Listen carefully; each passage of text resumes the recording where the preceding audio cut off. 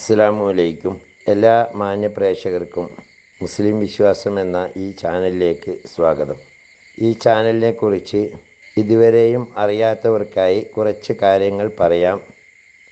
ഇത് ഇസ്ലാം മതവിശ്വാസികൾക്ക് മതത്തെക്കുറിച്ച് പ്രത്യേകമായി മതത്തിലെ കർമ്മശാസ്ത്ര വിധികൾ, അതുപോലെ പരിശുദ്ധ ഖുർആനിലെ ആയത്തുകളുടെ വിവരണങ്ങൾ, തഫ്സീറുകളെ അടിസ്ഥാനമാക്കിയുള്ള വിവരണങ്ങൾ, ഇസ്ലാമിക ചരിത്രങ്ങൾ, ഇസ്ലാമിക വിശ്വാസ സംബന്ധമായ കാര്യങ്ങൾ, ഒരു മനുഷ്യൻ്റെ തൊട്ടിൽ മുതൽ കട്ടിൽ വരെ എന്ന വിധത്തിൽ പരിശുദ്ധ ഖുർആൻ നിഷ്കർഷിച്ചിട്ടുള്ള നിയമവ്യവസ്ഥകൾ മുതലായവ അറിയാവുന്നവരെ കൊണ്ട് അറിയാത്തവർക്ക് പറഞ്ഞു കൊടുക്കാനുള്ള ഒരു വിജ്ഞാനവേദി എന്ന നിലയിലാണ് ഈ ചാനൽ മുന്നോട്ട് കൊണ്ടുപോകുന്നത്.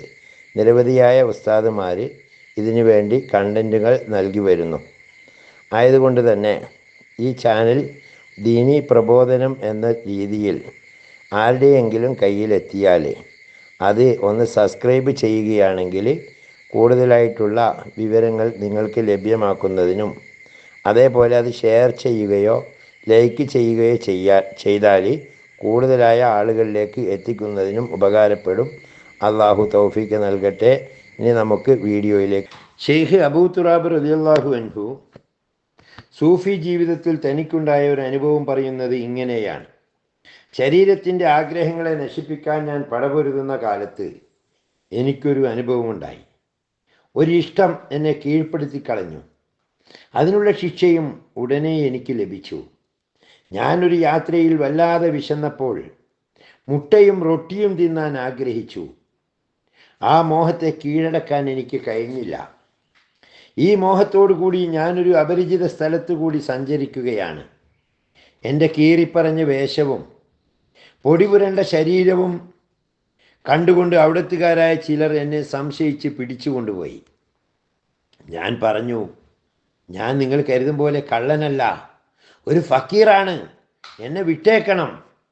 അവർക്ക് സംശയം വർദ്ധിച്ചു. എന്നെ അവർ വടിയെടുത്ത് അടിക്കാൻ തുടങ്ങി. എൻ്റെ തല പൊട്ടി, ചോര ചീറ്റി. അപ്പോഴേക്കും ആളുകൾ ഓടിക്കൂടി.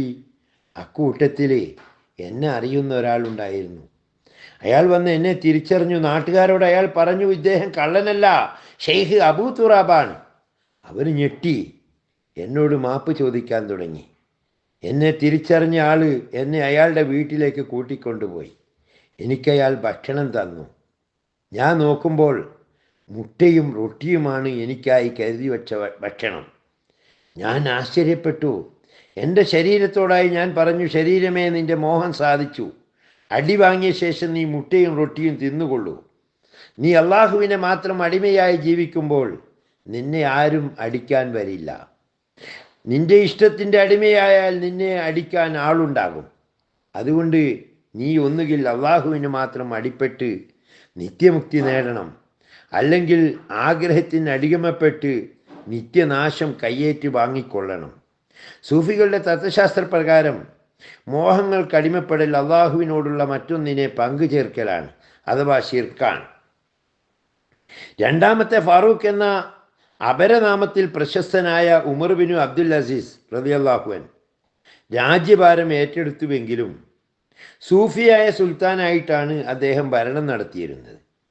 സ്വന്തം കൈകൊണ്ട് അധ്വാനിച്ച് നേടുന്നത് മാത്രമാണ് അദ്ദേഹം ഭക്ഷിച്ചിരുന്നത്. മാതൃകാപരമായ തൻ്റെ ജീവിതം തങ്കലിപികളാൽ ഇസ്ലാമിക ചരിത്രത്തിൽ രേഖപ്പെടുത്തപ്പെട്ടിരിക്കുന്നു. ഒരിക്കൽ അദ്ദേഹം രാത്രി ഇരുന്ന് എഴുതുകയാണ്. തൻ്റെ സമീപത്ത് ഒരതിഥിയും ഇരിക്കുന്നുണ്ട്. മണ്ണെണ്ണ വിളക്ക് നിറം കുറഞ്ഞു വന്നു. കാരണം അതിൽ എണ്ണ വറ്റിക്കൊണ്ടിരിക്കുകയാണ്. ഉടനെ വിരുന്നുകാരൻ എഴുന്നേറ്റു. ഖലീഫയുടെ എഴുത്തിന് ഭംഗം വരാതെ വിളക്ക് ശരിയാക്കി വെക്കാൻ അയാൾ ശ്രമിച്ചു. ഉടനെ ഖലീഫ എഴുതുന്നിടത്ത് നിന്ന് എഴുന്നേറ്റു. അദ്ദേഹം വിരുന്നുകാരനോട് പറഞ്ഞു, താങ്കൾ എൻ്റെ വിരുന്നുകാരനാണ്. താങ്കളെ കൊണ്ട് ജോലി ചെയ്യിക്കാൻ എനിക്ക് പാടില്ല. അവിടെ ഇരിക്കൂ. അതിഥി പറഞ്ഞു, ഇതത്ര വലിയ ജോലിയാണോ? ഞാനിത് നേരെയാക്കാം, അങ്ങ് എഴുതിക്കൊള്ളണം. ഖലീഫ പറഞ്ഞു, വേണ്ട, ഞാൻ നേരെയാക്കിക്കൊള്ളും. അതിഥി പറഞ്ഞു, എന്നാൽ ഞാൻ ഭൃത്യനെ വിളിക്കാം, അവൻ എണ്ണയുള്ള വിളക്ക് കൊണ്ടുവരും. ഖലീഫ പറഞ്ഞു, വേണ്ട, അവൻ ഇപ്പോൾ കടന്നിട്ടേ ഉള്ളൂ. ഉറങ്ങുന്നവനെ വിളിച്ചുണർത്താൻ പാടുള്ളതല്ല. നിസ്കാരത്തിൻ്റെ കാര്യത്തിൽ പോലും ഖളാ ആകുമ്പോൾ മാത്രമേ ഉറങ്ങുന്നവനെ വിളിക്കാൻ പാടുള്ളൂ എന്നല്ലേ ശറഈൻ്റെ നിയമം. ഖലീഫ മണ്ണെണ്ണ പാത്രം എടുത്തുകൊണ്ടുവന്ന് വിളക്കിൽ മണ്ണെണ്ണ ഒഴിച്ച് ശരിയാക്കി. അപ്പോൾ വിരുന്നുകാരൻ ചോദിച്ചു, അങ്ങ് ഇതൊക്കെ ചെയ്യുന്നത് അങ്ങയുടെ പദവിക്ക് അനുയോജ്യമാണോ? അപ്പം ഖലീഫ പറഞ്ഞു, എൻ്റെ പദവി എന്താണ്? ഞാൻ ഖലീഫയാണെന്നത് ശരി തന്നെ. ആരാണ് ഖലീഫ? നബി സല്ലല്ലാഹു അലൈഹി വസല്ലമ തങ്ങൾ രാജ്യം ഭരിച്ചതെങ്ങനെയായിരുന്നു? അവിടുന്ന് ചെറ്റക്കുടിലുകളിലാണ് താമസിച്ചിരുന്നത്. ജനനേതാവ് ജനങ്ങളുടെ ദാസനാണ് എന്ന് പഠിപ്പിച്ച പ്രവാചകൻ്റെ അനുയായിയാണ് ഞാൻ. നബി തിരുമേനി സല്ലല്ലാഹു അലൈഹി വസല്ലമ വീട്ടു ജോലികൾ പോലും ചെയ്തിരുന്നുവെങ്കിൽ പിന്നെ എനിക്കെങ്ങനെ മറ്റൊരു വഴി സ്വീകരിക്കാൻ കഴിയും? ഞാൻ വിളക്കിൽ എണ്ണയൊഴിക്കാൻ പോകുമ്പോൾ ഉമറായിരുന്നു, മടങ്ങി വരുമ്പോഴും ഉമർ തന്നെ. ഇദ്ദേഹം രാജ്യം ഭരിക്കുന്ന കാലത്ത് ഒട്ടധികം കഷ്ണങ്ങൾ വെച്ച പഴയ വസ്ത്രങ്ങളാണ് ധരിച്ചിരുന്നത്. ചിലത് തോലിൻ്റെ കഷ്ണമായിരുന്നു.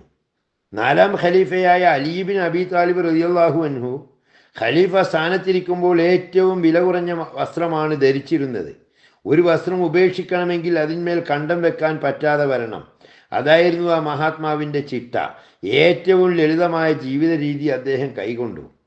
ഒരിക്കലൊരു കീറക്കുപ്പായം ധരിച്ച് അദ്ദേഹം അങ്ങാടിയിലൂടെ നടന്ന് ഇങ്ങനെ വിളിച്ചു പറഞ്ഞു, ഭൂമിയിൽ മേന്മയോ കുഴപ്പമോ ആഗ്രഹിക്കാത്തവരും ബലഹീനരെ സഹായിക്കുന്നവരും അറിവില്ലാത്തവർക്ക് പഠിപ്പിക്കുന്നവരുമായ ആളുകൾക്കാണ് പരലോകത്തിൽ സ്വർഗം കിട്ടുന്നത്. ഹസ്രത്ത് സിദ്ദീഖ് റളിയല്ലാഹു അൻഹു, ഉമർ ഇബ്നു ഖത്താബ് റളിയല്ലാഹു അൻഹു, ഉസ്മാൻ റളിയല്ലാഹു അൻഹു എന്നീ ഖലീഫമാർ നയിച്ച ലളിത ജീവിതവും വിനയവും പ്രസിദ്ധമാണ്. അവരൊന്നും തങ്ങൾക്ക് സാധാരണ ജനങ്ങളെക്കാൾ മേന്മയുണ്ടെന്ന് വിശ്വസിക്കുകയോ സുഖജീവിതം നയിക്കുകയോ ചെയ്തില്ല. സാധാരണക്കാരോടൊപ്പം ചെറുകുടിലുകളിൽ ജീവിച്ചു, പണിയെടുത്ത് ഭക്ഷണം ശേഖരിച്ചു. അവരാണ് നമ്മുടെ മാതൃകാ പുരുഷന്മാർ. അള്ളാഹു ആ മഹത്തുക്കളോടൊപ്പം ജന്നാത്തുൽ ഫിർദൗസിൽ നമ്മെ ഒരുമിച്ച് കൂട്ടുമാറാകട്ടെ. വആഖിറു ദഅ്വാനാ അൽഹംദുലില്ലാഹി റബ്ബിൽ ആലമീൻ. അസ്സലാമു അലൈക്കും വറഹ്മത്തുള്ളാഹി വബറകാതുഹു.